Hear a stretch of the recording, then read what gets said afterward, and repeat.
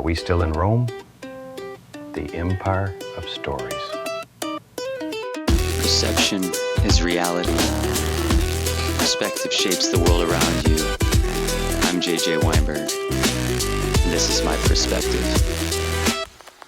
Greetings and salutations. My name is JJ Weinberg. I'm an artist, an activist, an alchemist, a musician, a mystic, a radio show host, and I am none of these things. Welcome. This is Perspective. First, I want to start by thanking Voga, Barnes, and Denny for their support here, being the underwriters for this program. I want to thank everybody at WVLP for this opportunity and this charge. And I just want to start this episode. We're going to talk about a lot of different things, and I'm going to try and make sure that it's all connected. I see a through line in my life. It's like at the beginning of these episodes, I say, I am all of these things and I am none of these things, because this is the beginning. This is how you start to know me, but don't stop there, because there are preconceived notions about what each one of those things mean. What's it mean to be an artist? Oh, that means I paint? Or maybe I'm talking about being a recording artist or a musician or an actor, or who knows, so the frames and the definitions can get stuck, and I don't want to be stuck as an individual, constantly growing. So I do want to mention here first, though, that I'm saddened to hear that it looks like our local public media station, Lakeshore Public Media, is now being kind of demoted to basically being a repeater satellite station.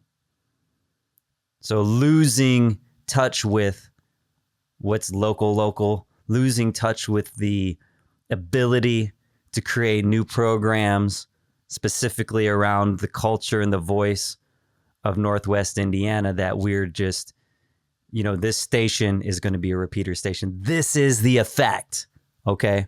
We're going to talk about this in the episode. Rome. Are we still in Rome? We'll get to it. But right here, what I'm saying is public media. If you're not familiar, my Million Bob March, I need you to join me this year, okay? I need you to join me for the Million Bob March. Last year, we did the Million Bob March on Bob's birthday, October 29th at 4:51 p.m. Eastern Time in Washington, D.C. And I want you there this year, 4:51 p.m.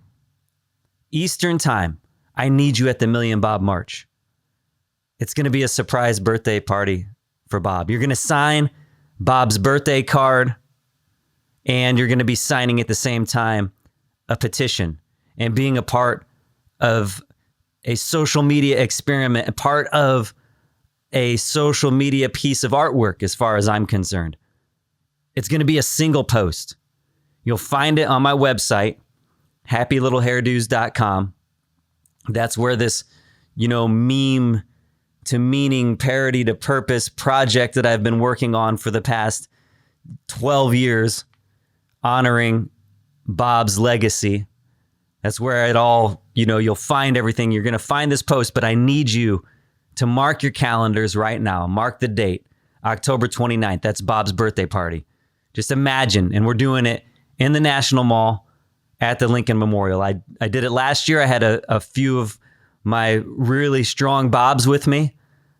We had a small Bob mob, but I'll also be doing Bob mobs through this summer. So if you go to happylittlehairdos.com, you're going to start to see some of this stuff unfolding, and you can take part in many different ways. But I really, really, really need you to mark your calendars for October 29th, 4:51 p.m. Eastern Time. I need you to show up at happylittlehairdos.com. That's where the link will go live. It will be the social media post that I need you to sign and say, happy birthday, Bob. and I support public media because we're rolling into the midterms.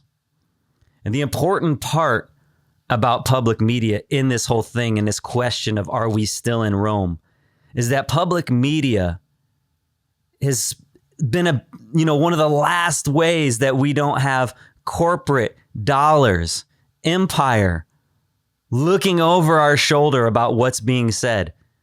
And does the truth go to the highest bidder? That's what public media's role has been. Notwithstanding that, we have, of course, the programming. Mr. Rogers had to go in 1969 to fight Rome. This same kind of idea. They were trying to shut down the funds for public media. Imagination, creativity, not being beholden to corporate dollars, not being, under the microscope of, is this scaling fast enough, but is it culturally important? That's what matters. You might not know the name Mark Kistler. To me, Mark Kistler, Imagination Station, he taught me how to draw as a little boy. That's why I'm here talking to you right now. In large part, Mark Kistler had a huge, huge impact on my life. Mr. Rogers, the land of make-believe, telling us that, anything that we feel is mentionable. Feelings are mentionable, and anything that's mentionable is manageable. We can have anger. We can have all these things. Bob Ross, the gentle patron saint of paint, telling us we can move a mountain. That our creativity is limitless. And that calm, gentle demeanor. LeVar Burton showing us the joys of reading. And now we're talking about the joy of protesting. But you gotta see the value in this. I need you October 29th to show up in the Bobberverse, the multi-Ross. I need you to show up. You can show up as Bob. Come to join us on in the National Mall right there. Last year, I delivered a speech right where Dr. King gave his I Have a Dream speech, and I talked about Bob Ross and Mr. Rogers being the moral compass of a generation. It's important. If you believe it's important, and if you have a little bit of humor and imagination, all I need you to do is be there October 29th at 4:51 p.m. Eastern Time, just online, on your phone. You just go to the website, you'll find the link, you make a comment, you post, and you share. Get people to comment, post, and share ahead of time. Let them know. Have the little Bob Mob party. We say, hey, we're going to have a little gathering. Everybody's coming dressed up as Bob Ross, and we're going to be ready to sign this post. I'm going to obviously be going live as well. And who knows? Maybe we'll have 10,000 Bobs in the National Mall. But we need 1 million Bobs. We don't need to be, back when, I'll give a little bit of clarity on this too. The Million Man March didn't have actually 1 million people show up. I think they said maybe somewhere around 400,000, which is insanely huge number of people to show up for civil rights. And they also had, it was the Million Man March and Day of Absence. So if you couldn't make it to the march, they said, don't go to school, don't go to work, don't grocery shop, be absent so we can show our presence through our absence, right? So being that I have a very deep link and appreciation for the civil rights movement, a lot of my artwork, my Well-Regulated Militia series, some of my paintings, a lot of my writing, my music revolves around these issues, making sure that the Overton window doesn't shift backwards. Like, I wanted to pay homage to that. The Million Bob March is giving us a remembrance of the Million Man March. It's not, again, I don't mean any to demean the Million Man March. I'm trying to bring it back again in relevance. I'm saying these things are connected, our social issues. It's our presence that sends a message. As we roll into the midterms, our presence. And we can show up and be at the National Mall on October 29th, or you can just show up online. we're going to be able to use this post. To my knowledge, it's never been done. I've been wanting to do this with my band, with my art for probably the last, I don't know, at least 15, 20 years. To say, I'm announcing a post. I just want you to show up to the post. Well in advance. This whole rest of this summer, all I'm trying to do is get people to show up to the post. It's very easy to do. And we're going to have detractors. There are going to be people coming on that.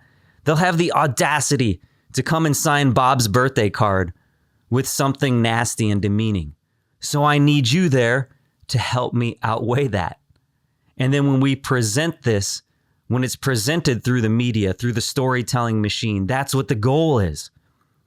You know, last year I was in the New York Times as the Varnisher. The Varnisher is my spin on where the Bobberverse, the multi-Ross, this crazy idea of quantum string theory overlap where Bob Ross meets the Punisher. And he's fighting the King Pig to save public media. Fighting to save imagination and creativity. Where the King Pig wants to make Fromoville blank again. Trying to bring his gesso topo to white out all creativity. He says, the King Pig says creativity is cancer. But we know the opposite. So I need you to show up.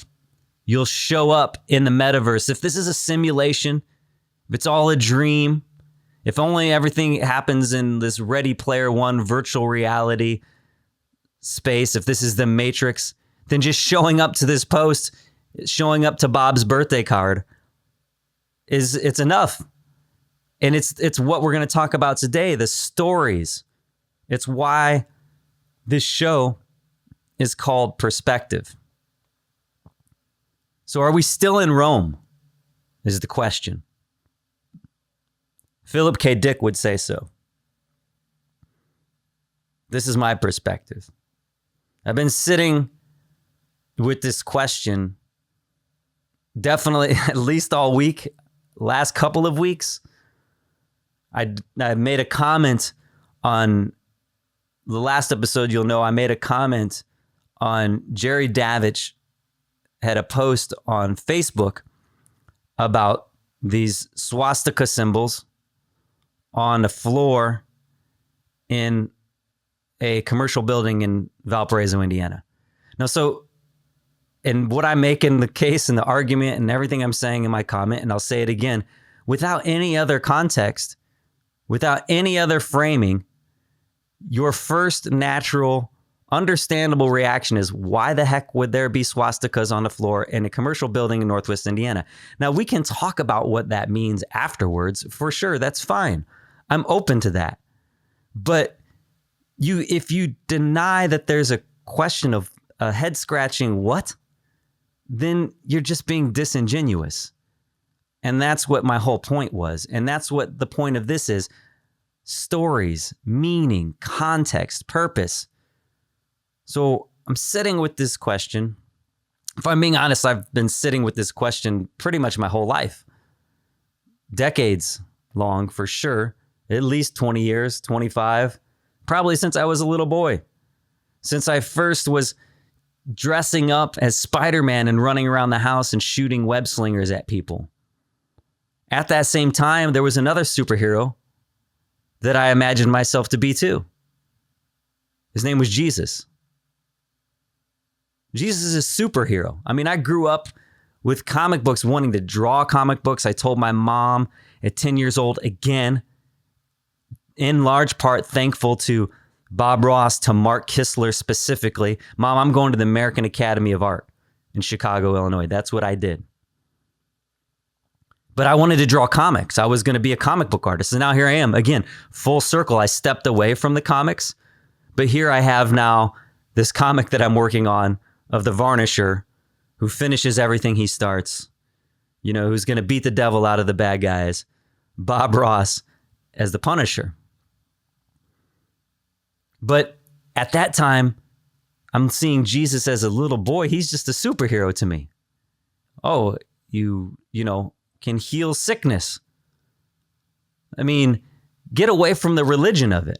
It's the story. That's what I'm saying. I don't care about your theologies or your religions. I mean, I care about them. I'm not saying that. I'm saying that's not the point of what we're going to talk about today. I don't want you to turn off or tune out because you think I'm Bible thumping. In fact, I'm mostly not, but don't tune out because I'm also, being skeptical about certain biblical interpretations.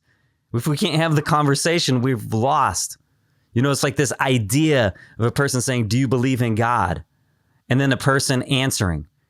If a person just says, "Do you believe in God?" and then the person answers yes or no after that person asks the question, we've gotten nowhere. Because God doesn't mean one thing. We haven't agreed upon a definition of what we're even talking about. So the first thing we have to do is frame a specific question that we can answer and frame it from, like one person might say, "Yes, I believe in God," but be talking about something entirely different to the person that says, "No, I don't." And they might actually agree. That is the tragedy. The tragedy is where we agree and where we miss that we agree because we're asking bad questions. And some of those questions I'll make the case for time and time again have a motive to be bad questions. And that more often than not, if you follow the money, currency being the current, flow of electricity, flow of attention, you'll see where it goes. Currency, the current. Where does it flow? Often it flows upwards and it flows to empire. So again, beyond just money, it's power, influence. So the question, are we still in Rome? I'm getting to it pretty late. Should be closer to the beginning of this episode, but are we still in Rome? We all learned in school that Rome fell. That's the story. The Roman Empire got too big. It became corrupt. The barbarians came. The empire collapsed. The end. But what if that's the wrong story? What if Rome never ended? What if the roads changed? What if the flags changed? What if the language changed? What if the uniforms changed? But the operating system stayed exactly the same. There's a quote that you've probably heard before about the devil, which I don't believe in the devil either, but that's a whole nother story. And it kind of goes right into this line here. The greatest trick the devil ever pulled was convincing the world he didn't exist. So maybe the greatest trick Rome ever pulled was convincing the world it ended. Just think about it. How is it that this empire that supposedly collapsed 2,000 years ago is still sitting at the center of so many of our arguments? Empire, borders, conquest, religion, national identity. Who gets to tell the story? Who gets to define reality? Who gets to decide what's true? So I started thinking about it after that last episode. Again, some of you saw the discussion online. I posted about a symbol in a building, a symbol that most people today immediately associate with Nazi Germany. That doesn't mean that's what the symbol has always meant, but it's what people in the West will associate it with. Left facing, right facing, it's a swastika. It doesn't matter. I wasn't making some grand statement. I was asking questions. And what happened fascinated me, but it didn't surprise me. It's just a fascinating experience to go through. Within minutes of making the post, people aren't even discussing the symbol anymore. They're defending narratives. And it just gets so confusing when you come on to argue that this symbol specifically isn't a symbol that the Nazis own. But then in the same breath, you're being anti-Semitic while you say it. and then continue to try and somehow pretend that anti-Semitism doesn't exist by being anti-Semitic towards me because my last name is Weinberg. Simply, that's it. I mean, if you go back to the previous episode, you'll see I made the comment, and the first thing that the comment underneath this specific anti-Semitic comment, the guy says, of course, a Weinberg. So he's, pointing out my last name specifically and making an assumption. As if what I was saying, again, is if a Weinberg says that 2 + 2 is 4, because he's correcting someone's arithmetic. Somebody's on a post, they're saying 2 + 2 is 5. And I come on and say, hey, actually, 2 + 2 is 4. And then the person's response is, of course, a Weinberg. I mean, it's just so crazy. And then I'm like, well, why don't you elaborate? Would you please elaborate on what you mean? And he says, well, you know exactly what I mean, Jew. And then, it kind of spirals out of control from there. I say, thanks for, at least bringing your anti-Semitism to the, the light and not trying to hide behind any ambiguity. And then he tells me to stop trying to direct, basically stop. It's the trope, of course, of all time that the Jews control the media. And here I am, the Weinberg on WVLP in Valparaiso, Indiana. I must have my hooks in everybody at the station because I've gotten my chance to speak. And he says, stop trying to control the public discourse and narrative or something and go back to Israel. America doesn't care about your perspectives anymore, Jew. So anyway, they're defending narratives. People defend tribes. People defend identity. They defend stories that they've just inherited. That's the thing. We don't even know the depths of our own tradition, and we'll get to that here. That's the crux of so much of it all. And so people accuse me of things, then other people accuse me of other things, and, it's like before the anti-Semitic comments even started appearing. Not because that these people are seeking a discourse with truth, but because they already knew the story that they wanted to tell. And that's it. That's when it hits you. It's like, maybe this isn't just about this symbol and what it means.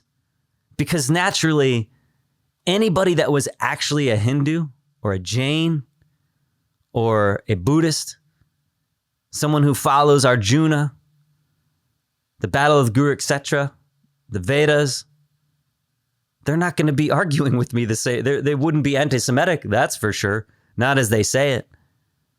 If anything else, they'd probably say, just guessing by some of the people that I've spoken to, and the fact that, of course, I embrace these cultures. I actually have learned a lot from these cultures, which again is the irony of the people defending them, that they have learned nothing from them. And as I stated in the last episode, called it souvenir spirituality, this idea that it's just a good luck charm.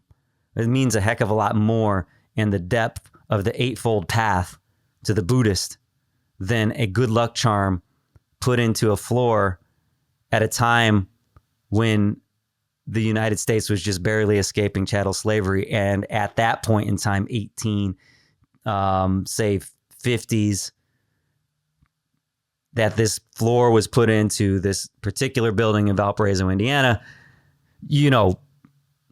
Black Americans still hadn't even come close to civil rights. I mean, Jim Crow, the Klan, these are all documented realities. They would not have been wishing good luck and fortune to a black man on his path from the South to maybe play at a blues bar in Chicago. So we're living through a crisis of stories. That's the thing.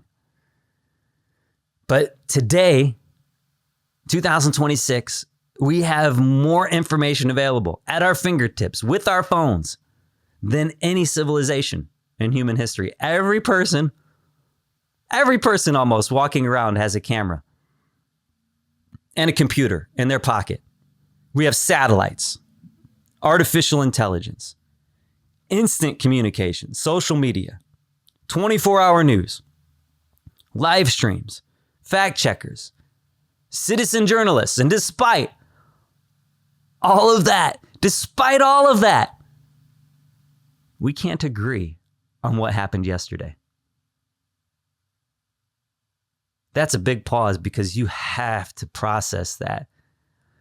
Social media, artificial intelligence, instant communication, all of these things. We can't agree on what happened yesterday.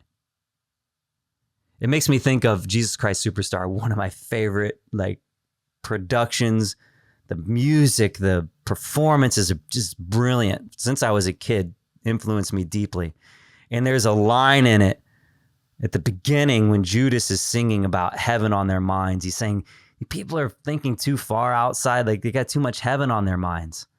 They're not even seeing, of course, the kingdom on earth as it is in heaven.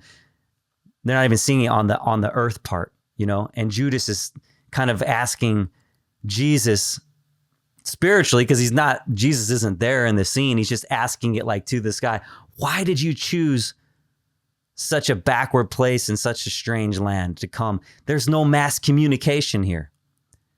If you came at a different time, you could reach everyone. Well, guess what? Now's that time. And how would he reach everyone? With a message of love, unity, compassion. Because right now, we have the president of the United States dressing up in a red robe, and then the next day pretending that it's because he was saying he was a Red Cross doctor. We have the mass communication. We can't agree on what happened yesterday. So in some capacity, I don't know that, in this heaven on their minds, coming today would have maybe even been potentially worse, because Fox says one thing, CNN says another. Public media has been dismantled. This is the one thing that wasn't, again, at the bidding of the corporate dollar, because it was like, here, we should be able to tell the story independent of money influencing us. But nope, no, we got rid of the fairness doctrine during the Reagan administration. The birth of Fox News happens shortly after that, or during that section of time. Again, we now are binary left and right. So it's like Fox News versus CNN. Everybody's going to spin their perspective. And let's get rid of the last bastion of hope that we had in the notion of an independent public media that should just tell us 2 + 2 is 4, right? And notwithstanding, again, of course, my larger interest in it, which is creativity, imagination. And let's not forget, even one of our highest minds of all time, Einstein, told us that imagination is more important than knowledge. So, social media, it says something else. Everybody accuses everybody else of propaganda. Everybody accuses everybody else of manipulation. Everybody accuses everybody else of being brainwashed. And sometimes they're right. Sometimes they are. But that's the question. If we can't establish truth easily today, with all of this technology, everything at our disposal, why on earth would we assume it was easier 2,000 years ago? Why do we suddenly become naive when we open up an ancient text and think that it's somehow a journalist talking about something that the eyewitness news? How do you eyewitness news? Just think about this. If you're a person who knows the Bible, and I know everybody listening doesn't, and that's fine. We're going through different modes here. But if you're a person who knows the Bible and you know about Jesus suffering in the Garden of Gethsemane the night before Rome, again, Roman execution for a political dissident is what the crucifixion was. Period. Okay? This is how they put, and actually not even as execution. It was more just torture. You'll die because of it, but the main purpose was to torture you as a billboard of do not try and come against the empire. So, the Garden of Gethsemane, of Jesus' suffering, because of his loneliness, this sad, tortured loneliness. You can't have an eyewitness. It literally is a complete contradiction to assume that doesn't make it not true. We can, of course, imagine any situation. You don't have to be Jesus. This idea of a narrative of being completely alone because people can't I feel like that. Sometimes I feel like I'm in the Garden of Gethsemane because the questions and the things I'm saying, I feel like nobody hears. But you can't simultaneously be literally alone in the Garden of Gethsemane and have an eyewitness account of it. It's obscene. So it doesn't make the truth of what the narrative is trying to point us to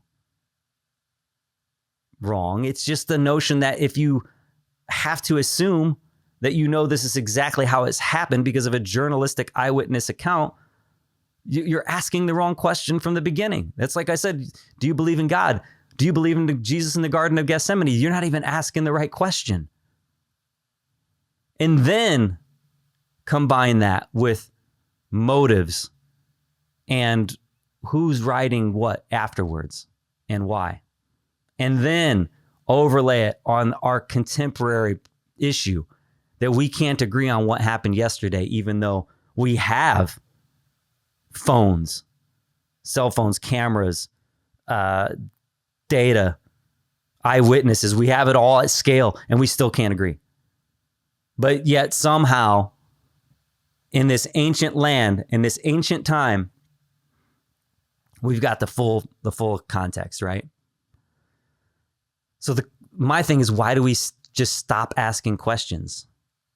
Because if human beings can manipulate narratives now, they manipulated narratives then. I mean, you got to let that sink in. Wherever you're at with your beliefs, your religion, if we manipulate narratives now, they manipulated narratives then, and they had an even easier way to do it. You have to understand in the time frame when these things were being written down. First of all, most of the stuff that's written down is 30 to 50 years after Jesus was executed. Number one. Number two, which is crazy to think, like it was, again, most people just read it in naivete of a story that's been handed down to them of this is exactly what happened. But these are things being written 30 to 50 years after. And the people that have the ability to write these things have a motive to write them the way that they want. Institutions, the only people who had the ability to read and write and not be checked on what they were saying were the literate class. And this is among the highest order, closest to empire that you can imagine. The common people could not read or write. If institutions have motives now, I can't imagine a person. There's one thing that we should all be able to agree upon is that institutions have motives. Don't care what kind of institution you want to say. Do institutions have motives? So if they have them now, institutions had motives then. Do governments shape stories? I mean, if governments shape stories now, governments shaped stories then. So the only difference is now we have all this technology, but the human condition hasn't changed. And again, this is where I think we've been asking the wrong questions, especially when it comes to religion or Jesus, because we've turned everything into journalism. And part of that is because it fit a motive. It fits well to say, no, this is my story. I have a motive in the outcome of this specific journalism. Fake news. Basically, if you weren't following along this story, it's fake news. So right now, with the Bible or religion, why is it important, right? Because the reason why it's important, because it affects our politics today. The way we frame stories, the way we ask questions. It affects our domo politics. I coined that term earlier in the year. Domo politics is the politics of home. What happens inside of your household? And then outside of that specific ring, it's what happens in your neighborhood, then what happens in your larger community, your city, your town, then your state. And we go out in concentric rings. But the Doma politics and our house, it affects the way we tell stories and what we tell our children and how we frame what's true. So it affects arguments in our households.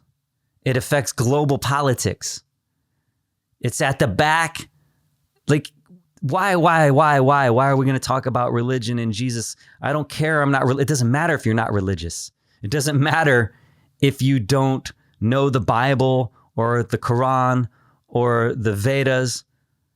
I'm saying that the framings, the way that we tell these stories matters, because if we don't get a hold of it, it's at the back of the Holocaust. It's at the back of slavery. It's at the back of this conflict with Palestine and Israel. Like I said earlier, it matters because Trump shows up in red robes, positioning himself into a caricature. But then turning around saying, oh, no, that was me as a doctor in a Red Cross costume. But people lack the knowledge of depth of their own tradition. And I'm the last person that wants to disparage anyone's religion, because religion, the word, again, we've talked about it here before, really has its roots in the etymology religare, which is to realign. And if that's our goal, yes. Dogma, however, these strict interpretations, and these interpretations are sometimes where I feel like we get God backward, and that goes into my Val Kilmer project and my art and my lyrics of these songs. Follow your dogma till you see me in the mirror. Look back at the word and it becomes clearer. Reflect. See yourself reflecting. See, am God. I am God. Not as a personal statement, but as the I am is. But this is, again, Jesus doesn't necessarily call himself divine. But when you don't know the depths of the tradition, and we say, well, no, everywhere Jesus is saying, I am one with the Father who sent me, which, first of all, he says you are one as well. To say I am the way and the truth and the light doesn't necessarily mean exclusivity. It just means that I am is that, but it says you are the I am. I know that's confusing if you haven't gone down the psychedelic serendipity trip that I have potentially. But what I'm getting at is that framing in and of itself is still even in question biblically. So Jesus in the early Gospels, the earlier written Gospels, isn't saying those things. It's not until John that Jesus says something like he is divine. And then the next question is, what about, where did these Jews go that Jesus was talking to as Messiah? Because Messiah as Christ, it's not the same word. Like Jesus literally, I have a song called Greek to Me. And in it, I'm saying essentially that this religion is Greek to me. And that's pretty much how this Christianity, Christ is a Greek translation of Messiah, but it's not. Because there's no translation, because the Messiah is for the Jews. And it's about deliverance from that specific condition. I have this analogy we'll talk about in a future episode, and I'll ask you the question and leave it here, and I won't even talk about it. You probably don't know video games. Not necessarily everybody here listening knows video games. But if you did, and if you do, and I would ask you the question, what is the best Super Nintendo game on the Sega Genesis? The best Super Nintendo exclusive game on the Genesis. It's a false question, is what I'm getting at. I'll give you another one. We'll talk about this in the next episode. Who is the greatest quarterback in baseball history? You don't need to know a lot about sports to realize that that is an absurd question that doesn't have an answer. But if we take on our whole existence and our whole identities by trying to argue about the answer to that question, man, we're really off the path. We're really confused because we're trying to answer a question that doesn't make any sense. And when I say it's Greek to me, it would have been Greek to Jesus, both in translation of language and linguistics and meaning. Jesus would have never recognized another religion outside of his Judaism. That's period, point blank period. He would not have recognized it, would not have asked for it, would not have authored it. So to say Christian in that regard, to see him as a God or as the God would not have made any sense. It's outside of his frame. It's like, that's where the question about the football or the quarterback in baseball history, we'll get to that another time. But the language alone, Christ, what is that? I don't even know what that word means. Okay? So that early question, though, of Jesus having to be divine, it doesn't make sense in his frame. And so, of course, the early Jewish followers of Jesus are going to reject that claim because it doesn't make sense. But then we're asking the wrong question if Jesus never is making that claim. So we move from the human Messiah to a divine being. And we see that happen within the historical analysis of Scripture itself. If they would have seen him and saw him saying that he is this divine being and God, it would have been recorded, of course. Why wouldn't you not record that? If you're following this person and they're super important to life and your mission and your belief, you're not going to record that he's saying that he's God. It only shows up later on in John. It doesn't show up earlier in the Gospels. Okay? Why would they not record that exactly that way if that's what he was saying? What we see is that the people who begin following a certain interpretation of his meaning of what he's doing and saying, they start to put that on him. But again, are we still in Rome? Because Rome executed him as Messiah, not as God. They executed him as a political rebel, not as a person saying that I am God. So anyone who wants to remove Jesus from his followers, his earliest passionate followers that's had a tendency, as I said, we talk about this, is still prevalent today because the Roman occupier was renaming the region Syria, Palestina, Judea, Jew. They were casting Jews into the diaspora. They were trying to get these people out of existence, period. And you're trying to eradicate people, or at least keep them under the thumb of oppression. And Jesus comes along saying, well, we're going to come out from under this oppression, but we're going to come out from under it with love, with compassion. And his earliest followers, by the very nature and by the only people he would have been speaking to, were Jews. But we don't want these Jews going around talking about these kinds of things. The best way to upset that with to frame a question that's a false premise that the Jews have to reject. But the people who are non-Jews, they don't have to reject. They don't have that same kind of cultural framing. They're not even monotheists at that point. So it's very easy for them to say, oh, well, sure, okay. But then that religion becomes, the cross becomes the sword of the state, of Rome, of Constantine later.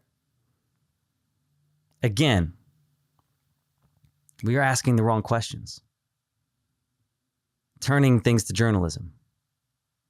We've turned everything into proving whether this event happened exactly as described, Jesus in Gethsemane and the stone rolled away, or Jesus was walking on water, or Jesus was at the wedding and he changed the water into wine, suspended the laws of physics to do these things. But that's not how ancient people thought. That's not how oral tradition worked. Oral tradition, that's how things were carried on. That's how importance was added to people and movements. People couldn't read. They couldn't write. Stories had to survive in memory. They had to survive around campfires. Stories had to survive through generations. And stories survive because they carry meaning. As Mark Twain once said that history doesn't repeat itself, but it often rhymes. Well, stories rhyme too. And that's why they survive. So now we spend all of our time arguing whether Jesus literally walked on water. And I sit here thinking, like, what if that's not even the most interesting question? Because in the story, Peter walks on water too. People forget that part. So then is Peter God as well? Maybe the storm is the storm of the mind.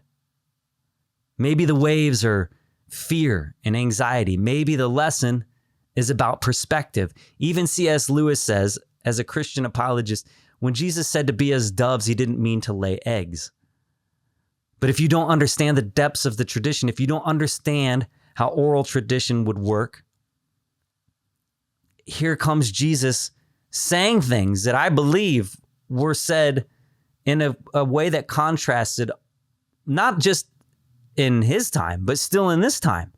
Because you have supposed Christians with their rifles sitting at the door next to their Bible, ready to shoot someone in the face for walking on their property. But that's not what Jesus would have said. So the idea of loving and turning the other cheek, loving thy neighbor, we don't see that in the politics played out of people who profess to be so-called Christians. At the highest levels, we don't see it.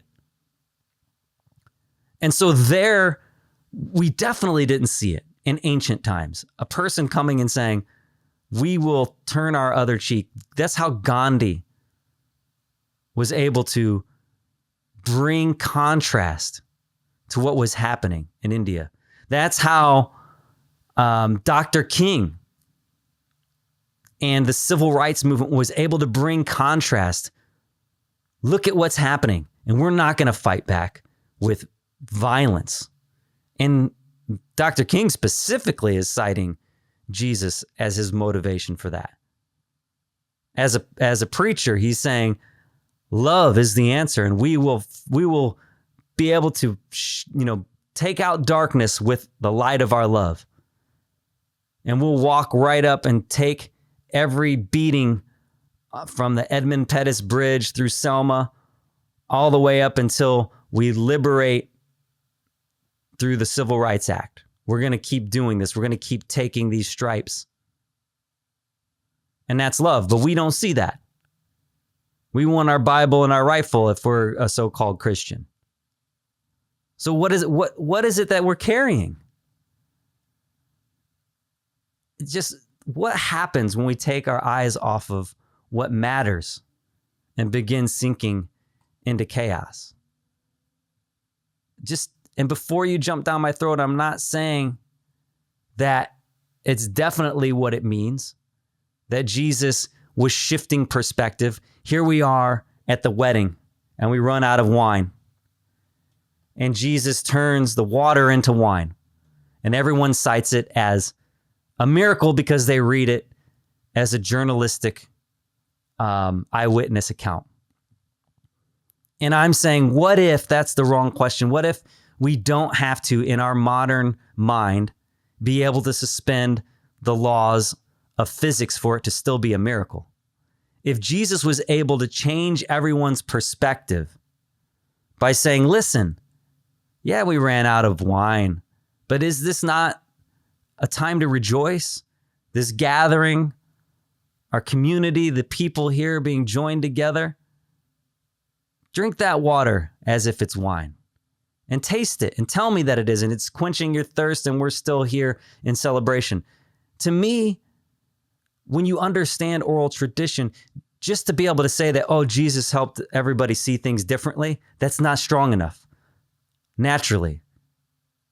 But then again, once you remove yourself from the oral tradition of the perspective of the people and where it was happening and start to remove it into a non-Jewish world and start to bring it into colonial empire, then we have a different motive. And now we can maybe start to change what those questions are.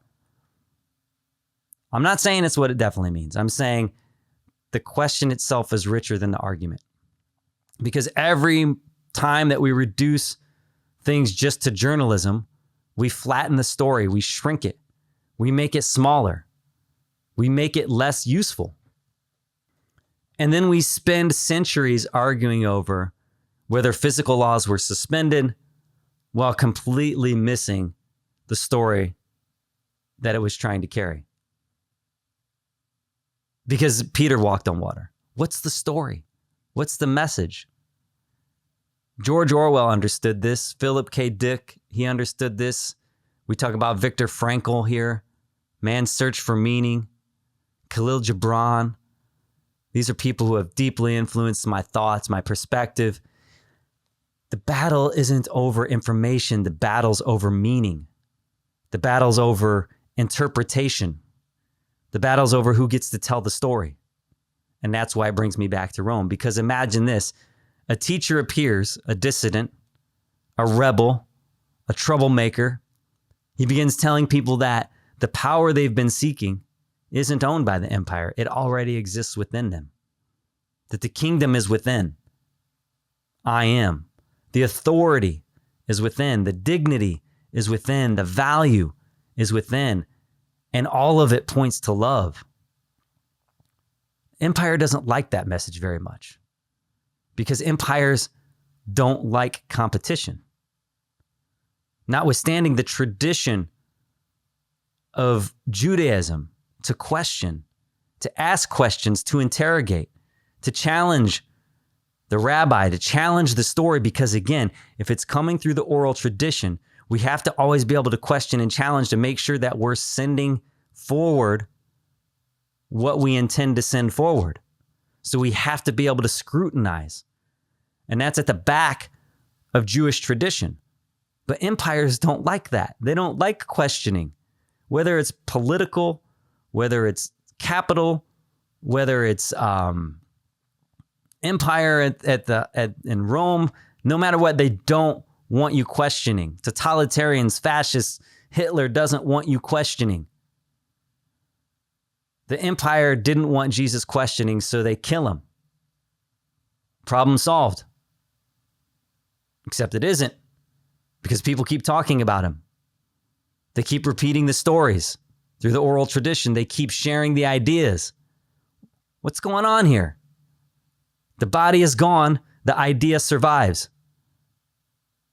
It's like we see in V for Vendetta. And I have my B for Vendetta, Bob, as V. And the notion that we're all going to show up to the Million Bob March because it's the idea. There's something behind the mask. V says, there, did you think to kill me? There's no flesh or blood within this cloak to kill. There's only an idea. And ideas are bulletproof. So we see in Jesus the story. The body is gone, but the idea survives. And then empire realizes it can't kill the story. If you can't kill the story in your empire, what are you going to do? You have to edit the story, brand the story, license the story, distribute the story. And you're doing it under the cross by which you killed the body, the one that you put the man up on the body. And so after enough generations, nobody can remember where the empire ends and the story begins. Now, before you get nervous, again, I'm not saying this is exactly what happened. I'm just telling you it's a question worth asking, especially when there's a motive. Because it's the same question that we should ask about every institution, every government, every media company, every political movement, every ideology. Who controls the narrative? Who benefits from the narrative? Who gets to decide what the story means?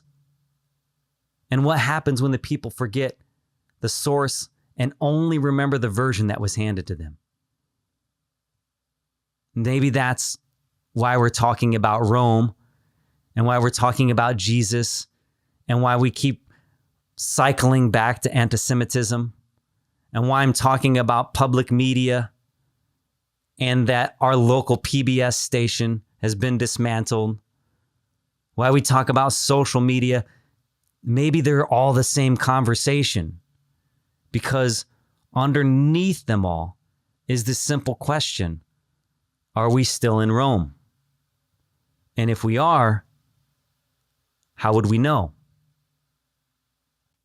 Because in future episodes, we're going to talk also a little bit more about Paul, this book I read years ago, The Myth Maker, Paul and the Invention of Christianity, a lot of the stuff I've been searching down since. But think, even if Paul doesn't have a malicious intent, in spite of the fact that he was persecuting early followers of Jesus, even if he didn't have a malicious intent, even if it wasn't as, a conspiracy of him being a Roman agent, or that he was just self-serving and jealous and wanted to create a movement that was inspired by this guy that was really, really famous and popular amongst these Jews at the time, but he wanted it to go through his interpretation. No matter what, he would have had an interest in creating and being a part of this idea that there's a resurrected Jesus, because Paul simply didn't meet him. Paul never knew Jesus, never talked to him, never shook hands, right? So the idea of a resurrected Jesus that could come to people, Paul would have an absolute stake in that narrative, in that motive, because it's one way that he can claim that Jesus came to him in spite of his persecution of the early followers of Jesus. So we have to ask those questions. Where? Why? What's the motive? We'll talk more about Paul in future episodes here. And I'm not doing this as a reminder. I'm not doing this to cut down people's religion. I'm doing it to say, is there a deeper meaning to our religion that we've potentially been missing? And to me, the evidence is there. Because if we're still thinking that we can kill people in the name of Christ, then something's missing. If we're still not treating the least among us as though they're him or ourselves, then we're missing something. And it matters not because of a question of, did Jesus come up from the stone and resurrect as a human being, but the story and the meaning is part of the purpose of the oral tradition, bringing us to the importance of saying to love your neighbor, to love the stranger, to turn the other cheek. Are we still in Rome? The empire of stories. Perception is reality. Perspective shapes the world around you. I'm JJ Weinberg. This is my perspective.